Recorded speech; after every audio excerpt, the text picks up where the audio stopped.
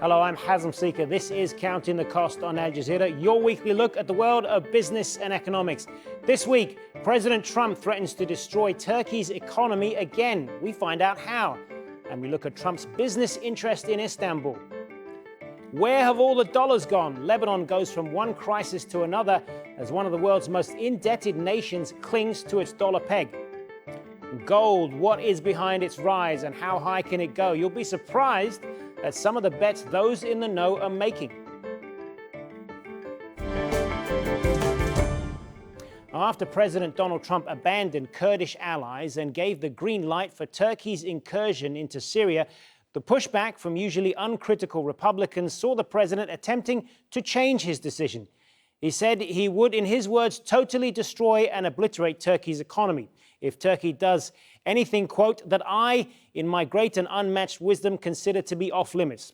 What he meant by off limits wasn't clear, but the threat was enough to send the lira lower. So is it possible for Trump to actually obliterate the economy? We don't need to go too far back to see the damage done before, and the best way to do that is to chart the lira's decline. The day before the attempted coup in 2016, the lira was trading at 287 to the dollar. It's been downhill since then. Tensions between the United States and Europe over Syria and Turkey's refusal to raise interest rates to fight double-digit inflation saw the currency weaken further. From January 2018 to August, it sank 40%. And President Trump imposed sanctions on August 1st after Turkey refused to release a U.S. pastor who had been held over his alleged involvement in the failed coup. Trump doubled tariffs a week later, sending the lira to a record low. The economy slumped into recession, inflation peaking at 25%, and a spat over Russia's S-400 missiles kept the lira weak. On October 7th, Trump threatened to obliterate the economy, sending the lira down more than 2%. With all the criticism, President Trump has been keen to point out the economic ties between the nations, including its involvement in the F-35 stealth bomber. Actual trade between the two is about $20 billion, making the U.S. Turkey's fourth biggest trading partner. But critics are keen to point out President Trump's conflict of interest in Turkey. Top of the list are the Trump Towers in Istanbul. According to the Washington Post, Trump doesn't own the building, but was paid $10 million to put his name on it. Ivanka Trump thanked President Erdogan for coming to the opening of the towers in 2012. And a lawsuit filed by 29 senators and 186 House Democrats claims Trump is a partial owner of 119 Turkish business ventures. That's according to NBC. Well, joining me now via Skype from Istanbul is Sinan Ulgen. He is a visiting professor at Carnegie Europe. Thanks very much for being with us. So how close is the relationship then between Presidents Trump and Erdogan? Well, the relationship is indeed quite close because President Trump has been in regular dialogue with the Turkish President Erdogan. And as we've seen in this latest case, he took on board President Erdogan's arguments and decided to give the go-ahead to the Turkish cross-border military operation. And his stance is markedly different than what we heard from the other pillars of the U.S. administration, and primarily Pentagon. And when we look at the Turkish economy and President Trump personally, does he have a conflict of interest because of the Trump Towers in Istanbul? He doesn't own the towers, but it does license his name. Yes, obviously, that's the definition of conflict of interest. And given that he has this business venture in Turkey, even though, as you rightly said, he doesn't own the property, he nonetheless gets a license fee based on extending his franchise. So in that sense, yes, there seems to be indeed a conflict of interest. And Trump has, in the very recent past, put sanctions on the economy that were damaging. Were they the sole reason for the economy sinking into recession? No, it was just an impetus, really. But already the Turkish economy had a number of structural deficiencies. It has a very high external financing requirement, low savings rate. And this is the main reason why, coupled with the threat of sanctions, There has been a general risk aversion concerning the Turkish economy, which has led to financial outflows and the shock on the currency last summer, which peaked on the occasion of a political crisis triggered by Turkey holding on to US pastor. And how much damage can the US do to the Turkish economy? I mean, President Trump has said he can obliterate the Turkish economy. Is that just bluster, or can he really do that? Well, I think that indirectly, the US could certainly do quite a bit of damage to the Turkish economy, because fundamentally, the Turkish economy is one where there is a lack of domestic savings. So Turkey has to import capital from abroad.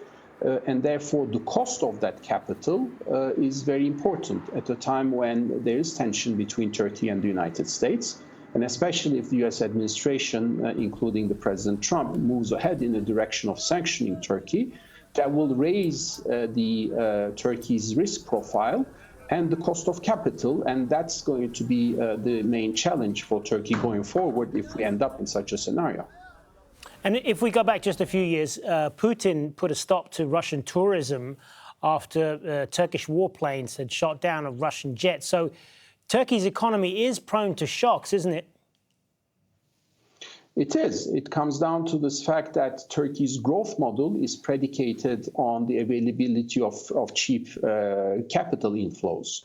So in a way, the deficiency over the past 10 years was that Turkey was not able to shift to a growth model that is less dependent on foreign capital flows. This could have been the case, for instance, if Turkey had done a number of significant structural reforms that would have raised productivity and ensured, sustainable productivity growth in the economy. But failing that, Turkey continues to be dependent on these capital flows, which makes it vulnerable to these type of political pressures.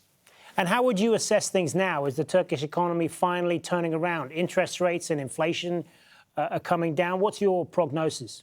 Yeah, there certainly has been a rebound, and Turkey seems to be pulling back from its recessionary trend.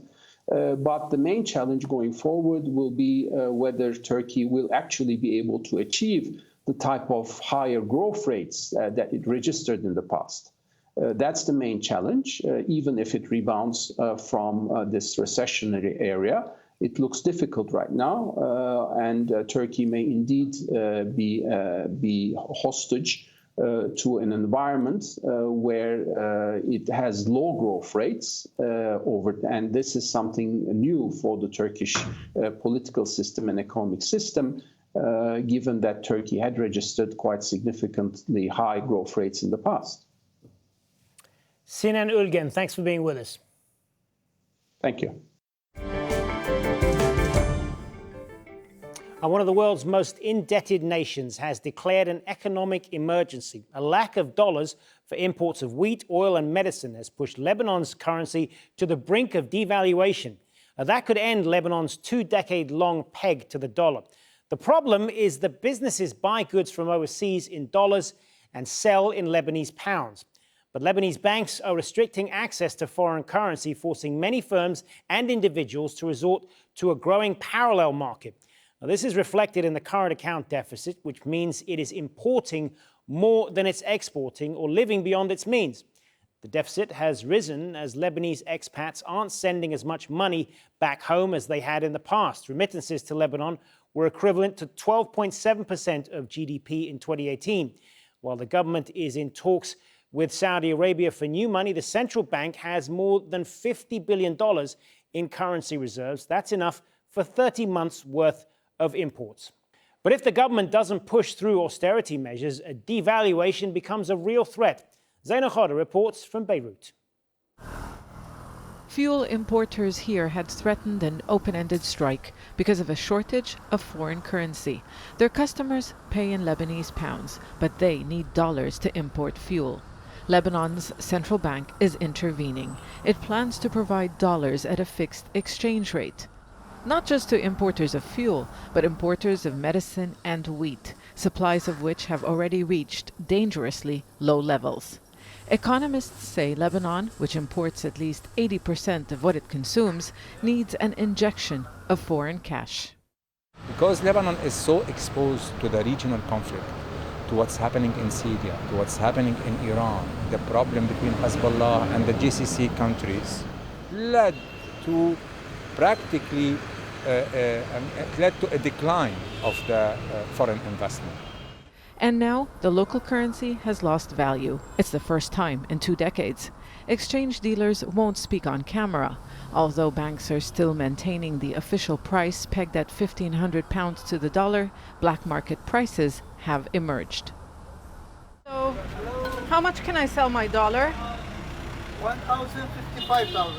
155,000. And if I want to, I cannot buy, right, from you dollar? 57. 57. Okay, thank you. The central bank denies that Lebanon is facing a dollar crisis and describes reports of a shortage as an exaggeration. But there are attempts to limit daily dollar withdrawals, and more merchants are no longer accepting local currency. They too refuse to speak on camera. إذا بدي أدفع الفاتورة التليفون بدفع بالدولار؟ بالدولار. بس بالدولار.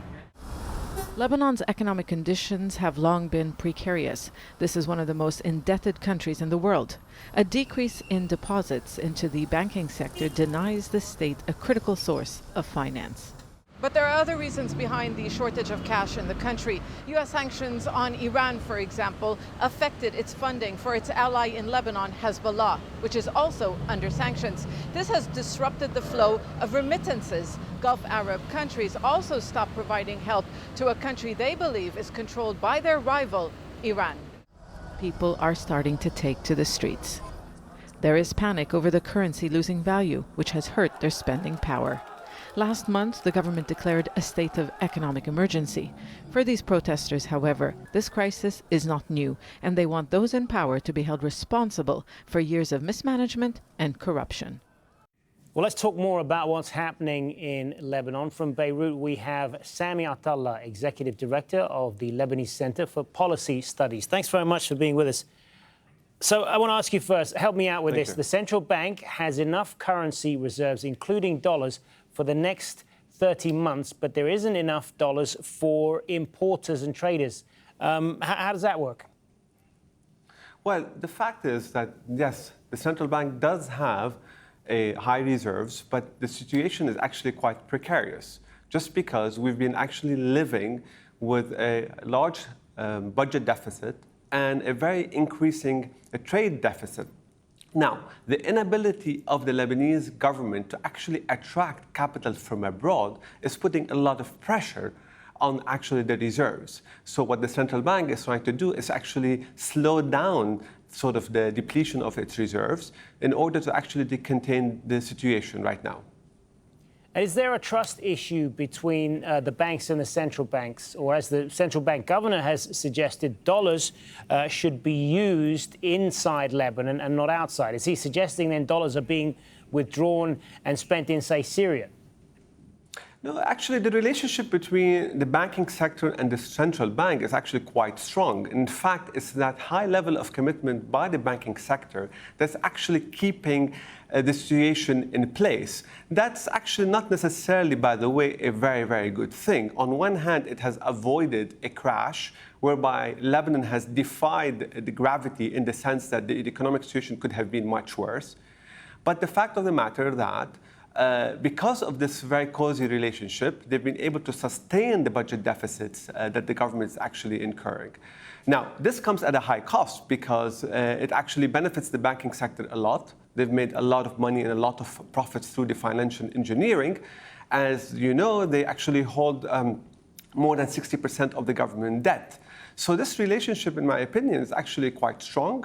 And it's actually troubling because it's too close to comfort in the sense that, you know, they've been actually supporting the government, but I think the government needs to take certain actions to stop actually borrowing more and more and start taking serious reforms to adjust the economic situation and the fiscal situation.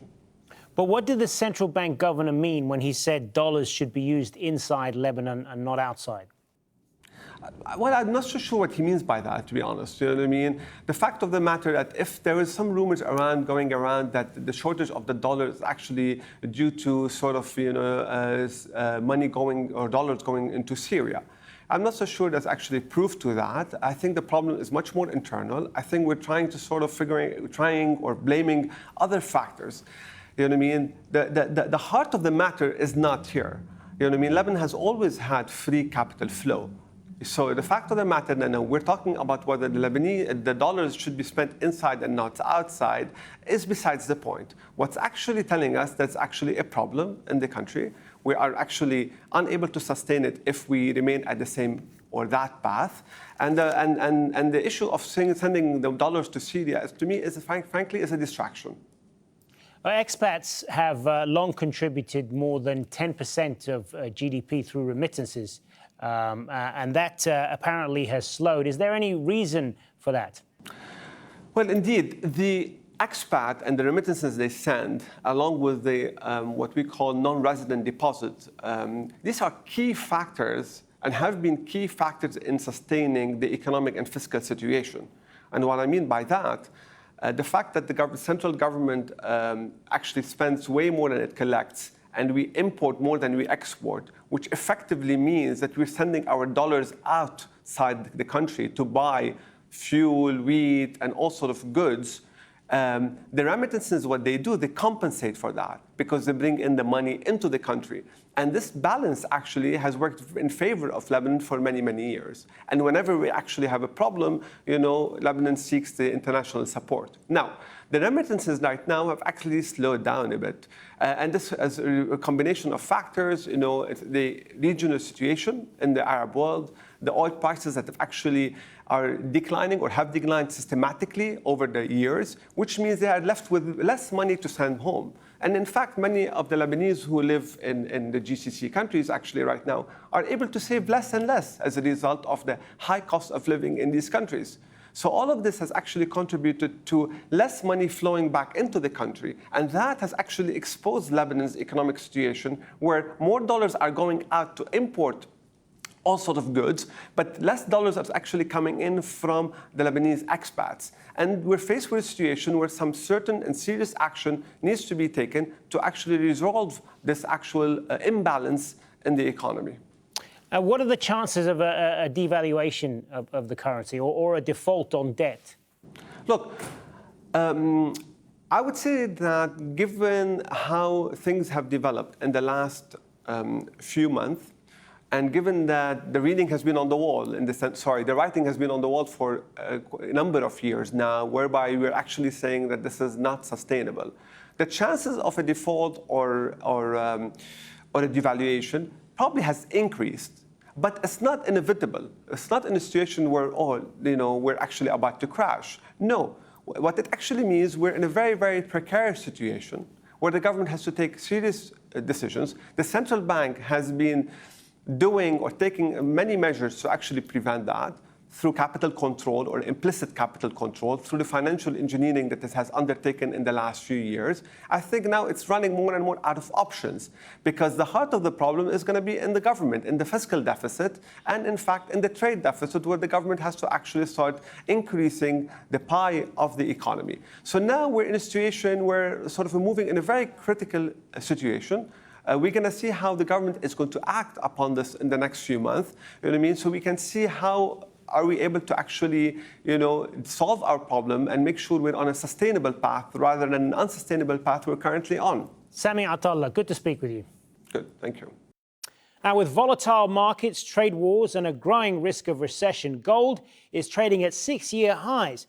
Demand for it has never gone away. Central banks, jewelers, and some of the biggest investors have kept faith with bullion. So what's going on, and is it too late to start buying gold? Well, let's start with that record high in 2011. Gold prices hit almost $1,900 an ounce after the financial crisis, but it slid to almost $1,000 in 2016.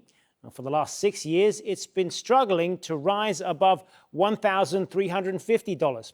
In the last month, it made it to $1,550 and could push higher. How high? Well, in the next 2 years, it could hit $2,000, according to analysts at Citigroup. Well, joining me now from London is Alistair Hewitt, Director of Market Intelligence at the World Gold Council. Thanks very much for being with us. So what's behind gold's recent rally then? So one of the really important drivers of the gold price over the past 9 months has been lower interest rates and lower interest rate expectations. If we have a look at the US and think about the Federal Reserve, 12 months ago, people are expecting rates to rise, but we've seen them cut rates and people are expecting more rate cuts to come. But it isn't just a US phenomenon. If you look at global monetary policy, it's at its loosest level in the past 10 years, and that's having a big impact on financial markets, notably in the bond market, where we've seen the stock of negative yielding assets reach astronomical levels. So that's having a big impact on the gold price. The question is, why is this happening? Lots of economies now are coming towards the end of an extended period of expansion, and there are recessionary risks on the horizon. Germany, China, and the US, there are many people concerned about the outlook for these economies. And that's partly because of the end of the business cycle is approaching, but it's also because of the uncertainty in the world at the moment. If you think about some of the tensions, including trade tensions between the US and most of the world, but not just the US, you've also got tensions between Japan and South Korea, and of course you've got the Brexit debacle as well. So all of these factors are combining to lower the opportunity cost of holding gold, and that's supporting the gold price. So is this increase in demand for gold largely a result of the uncertainty in the world right now, and that gold is becoming a premium, a kind of a safe haven? It's partly that. We're seeing significant inflows into gold-backed exchange-traded funds, and that's coming from some of the large institutional investors who are looking to hedge against some of the uncertainty in the world right now. But it's not just coming from that source. We have seen incredibly strong central bank demand over recent years, and they don't necessarily look at financial markets on a day-to-day basis. Their buying motives are more often than not driven by strategic policy initiatives. So those are the factors supporting the gold market at the moment.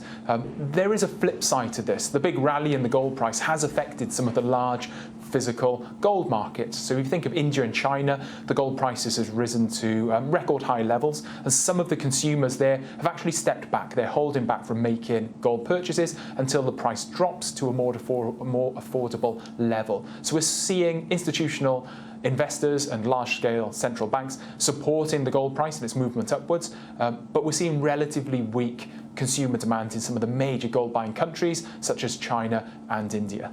And what do you think is behind that decision by Russia and China to increase their holdings?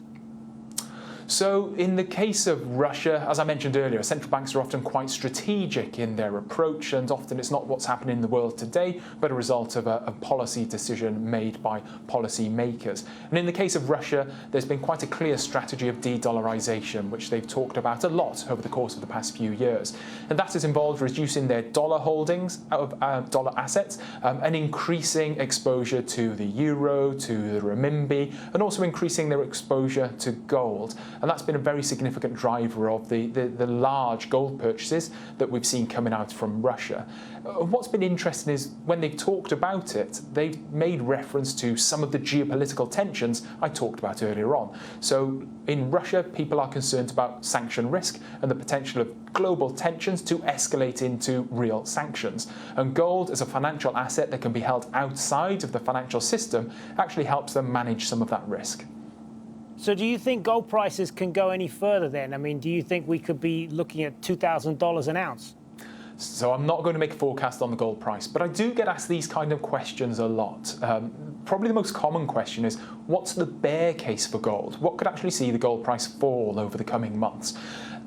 And if you think about it in that way, undertake a bit of scenario analysis, that can help inform investors' judgments in terms of what they think is going to be happening with gold and other asset prices. So for gold to come down from its recent high levels, you'd probably be expecting to see interest rate rises. And for us to see interest rate rises, you're probably going to need to see a stronger economy. You're going to need to see the US and Germany and China bouncing back from from kind of the lulls that they're entering into. And you're probably going to need to see some of the trade uncertainty and the geopolitical uncertainty fade away. You're going to need to see US-China trade tensions resolved. You're going to need to see Brexit resolved. Now, for an investor out there, they need to think about that type of scenario and compare the likelihood of that happening to the likelihood of us continuing down the path we're continuing down at the moment. And I think that can help inform investors' decisions about where the gold price is going to go. But the one thing this has brought home to many investors is that gold isn't just a tactical asset to be bought in times of uncertainty. It's actually a very sensible core strategic investment for asset owners and investors to have within their portfolio all of the time. Alistair Hewitt, thanks very much. Thank you. It's been a pleasure.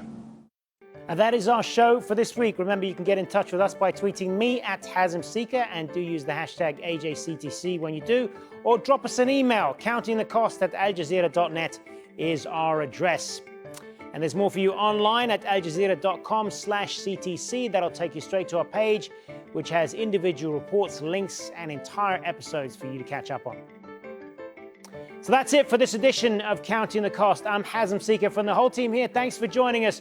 The news on Al Jazeera is next.